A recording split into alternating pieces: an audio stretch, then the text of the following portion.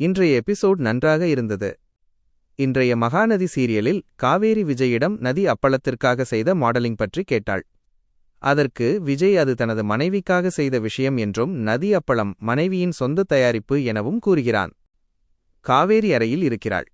அப்போது அங்கு வரும் நிவின் காவேரியிடம் விஜயை ஏன் திருமணம் செய்யக்கூடாது என கேட்கிறான். அதற்கு காவேரி விஜய் திருமணமானவர் என்ற காரணத்தை கூறிவிட்டு தனக்கு அவன் மீது விருப்பமில்லை என்பதை விஜய் புரிந்துகொண்டு அடுத்த கட்டத்திற்குச் சென்றுவிட்டார் என்றும் நிவினிடம் கூறினாள். ஆனால் நிவின் விஜய் இன்னும் அவளை திருமணம் செய்து கொள்ள விரும்புவதாக அவளிடம் கூறினான். காவேரி தன் முடிவில் உறுதியாக இருந்தாள். அம்மு காவேரிக்கு ஃபோன் செய்துதான் தனியாக இருப்பதால் தனக்கு துணையாக காவேரியை வந்து இருக்கும்படி கேட்கிறாள். காவேரி சரியென கூறிவிட்டு விஜய் வீட்டிற்கு வந்து அம்முவுடன் மகிழ்ச்சியாக பொழுதை கழித்தாள். காவேரிக்கு டீ கொண்டு வந்த ராதா காவேரியிடம் நீ ஏன் விஜயை திருமணம் செய்து கொண்டு அம்முவுக்கு நிரந்தர அம்மாவாக இருக்கக்கூடாது என்று கேட்டாள். அதைக் கேட்ட காவேரி கோபமடைந்து தனக்கு விஜயை திருமணம் செய்து கொள்ளும் எண்ணம் இல்லை என்று ராதாவிடம் கத்திவிட்டு அங்கிருந்து சென்றாள். அவர்களுக்குள் கடுமையான வாக்குவாதம் ஏற்பட்டபோது அம்மு அதை பார்த்து கொண்டிருந்தாள்.